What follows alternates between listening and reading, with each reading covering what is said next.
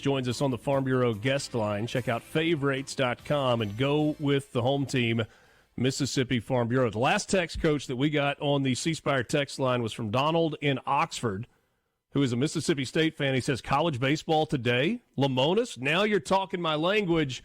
Folks are excited, and we had a little snow on the ground last week, so that means it's baseball season. Yeah, the very first days guys kind of start getting back into town, it snows. That's how you know it's baseball season. So I didn't know we had many fans over there in Oxford. That's good to hear. There are a few. There are a few. And there's a few probably. So yeah, we give the Rebels in Starkville a hard time. I'll tell you that. So I know it can be easy living over there. So yeah. How was the off season? I guess both for you individually, like a little bit of time to recharge, but then also trying to rebuild a roster. Be active in the transfer portal, go through fall ball, just all the stuff. Yeah, it feels like there's less and less of off season anymore. Probably the last month, we've had a little bit of off season. But man, you stop and you go straight to portal, then you go to high school recruiting, fall ball, and then all the visits now that you have to do in the fall. It's a busy time, but it's been good. Man, we were able to reload here and bring in the class you bring in now is so diverse because you got your high school kids. We have a really good JUCO class, and then we have a really good portal class. So there's a blend of just all different type of recruits showing up. Last season, when you finally got some downtime, or maybe when you were traveling to do the transfer portal stuff and the high school recruiting stuff, and you kind of thought back on the year, what stands out for you? How important was last season and getting back to the postseason and being competitive once you got there, just kind of in terms of the big picture?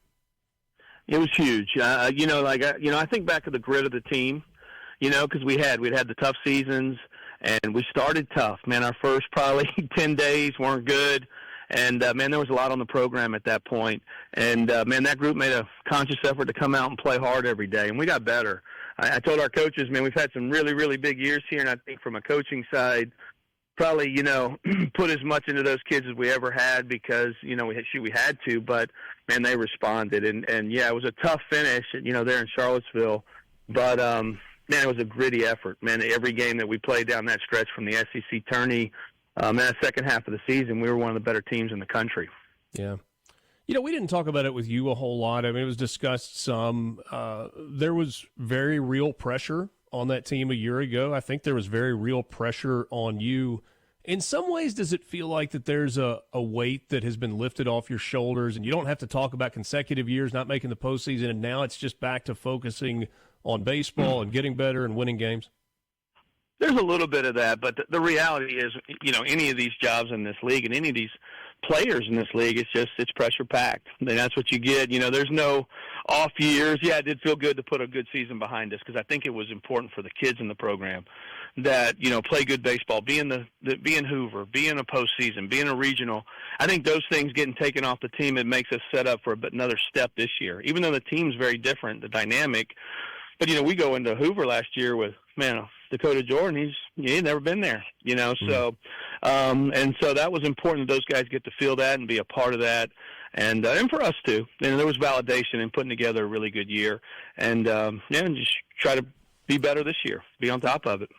Chris, there's so much conversation right now in college athletics about the transfer portal, and you hear numbers thrown around all the time, and obviously baseball is different than football, it's different than basketball, but some of the numbers that you hear that teams have spent in the offseason are mind-blowing, just staggering. I'm not asking for any specific numbers or specific players or anything, but as you went through the portal process this past season, was it different than it had been? Did it get significantly more expensive? What was that like? Yeah, I think it's hard. Yeah, it's getting more expensive every year, that's for sure. We're not probably one of the bigger, NIL players you got out there. So, we're always, a little bit of a Moneyball approach trying to, and we do have good NIL here, but not as much as some. But you're trying to make the best decisions, and trying to find the guys that just best fit you. And sometimes, we got a lot of heat. We only signed 2 pitchers the year before. Cal Steven didn't light everybody up coming out of the portal until, his first team All-SEC at the end of the year. We just felt like that was the best piece for us, and he fit who we are. And so, yeah, there's that dynamic is crazy. What's happening in football is absurd right now. So, and I think, I'm just hoping it, our sport hasn't gone to the length of everybody else, and who knows what it's going to look like as we get, moving forward, revenue share and all that type of stuff. But it's uncharted waters, that's for sure, with all of us, and it's changing. It just has every year. It's like change. So you're trying to stay ahead of the curve. I've lost track of dates on some of the legislation that's out there in terms of the new roster limits that are going into effect. We think that's going to go into place next year. Is that right? Yes. Next, we're not even sure of everything with that, but I think by the time we get to December 1st, you have to be down to 34 players, which is really challenging. That's one of the rules that sucks. Yeah, sucks. So excuse my language, but it's just hard to have enough to practice and everything else. And I'm not about cutting kids and everything else, but you have to have enough in our sport, you need 20 pitchers. So if you're at 34, it gives you 14 position players. It's hard to even scrimmage. That's if everybody's healthy. And there's not another sport in the NCAA that can't scrim. We're talking about in some sports they have the third team, the fourth team, and in ours gets just, cut all the way down, which, we fought the dynamic in college athletics for years. It's the same thing we've had with scholarships. It's made it made it tough. I feel like you should get Ron Polk to start a letter writing campaign for this issue. He's taking those.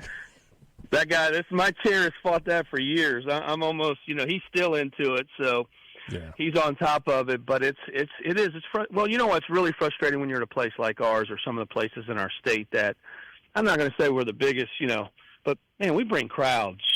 Man, people invest in this. Like, I came from other places that didn't have that, and I understood the dynamics financially. But when you are at a place like this and you see all that comes into it, and you're treated, sometimes just not the right way, I get why Coach Polk was pissed all those years, more than most people, Sure. Returning players, new players, talk to me just a little bit about the mix that you're seeing, and not like what's an opening day lineup, but some guys that you expect big things from. Well, one of the big keys for us in the summer is we got Hunter Hines back. Yeah. It was probably around the 7th or 8th round, just told everybody I'm going back to school. Pico had numerous calls like 3rd round to go. We got him back. And then, man, one of the ones that really fell on us was Carson Ligon, who was the 2-year Friday, Saturday starter at Miami on a postseason host team, and went out this summer in the Cape and hit 100 in the Cape and just had a really good summer. We got him back. So those are 3 pieces that we're really excited to have back. And then we had the handful of hurt guys. Some of the 4 of the bigger hurt guys for us was Ross Highfield, who has a chance to be one of the better catchers in the country, started a bunch for us as a freshman. Dylan Cupp started every game at shortstop for the first 16 games and blew his knee out against LSU. And luckily, David Mershon has a great year behind him, but he's back, and he was a Team USA performer. Stone Simmons he's working his way back. He's been out for 2 years, but has been really good this fall and good in the spring training. And then we have a kid, Mekhi Grant, that missed last year, who in the fall was 97, 98 with a really good breaking ball, and we feel like he could be a big help. And then, man, the portal guys, some of the returners of you got some good names in the portal. Back. What's that? You got some good names in the portal too. Ace, that's a pretty good baseball name. Yeah, Ace Reese had a really good fall. He played really well. Got a chance to got to still work. Got to get better defensively at third base. Nolan Stevens is a kid for us who had a pretty good freshman year, but had a really good summer. Just went out as an offensive player and came back and was an all-star in his league. So we have, like I said, we have some nice pieces, but you'll like some of our. We got Noah Sullivan, who's the best two-way guy in the country out of the portal, and you'll probably love. He looks like a good beer league softball player, but he can really play. He's one of my favorites. But he's just a ball player. He's a dude. And then Jacob Pruitt was another big addition out of the portal. He was an arm for us, and I think our fans will, big beard and bifocals and everything else. So he'll be a fun guy to watch, but very talented too. So we have a good group. We have a nice blend, and I think I got, but right now you feel like you have a nice group of depth too. We got to find out who a couple of our stars are and our Friday night and the Saturday guy are. But we had to find that out. We didn't know Cal Steven was out this time last year. So hopefully somebody emerges and takes those roles and run with them.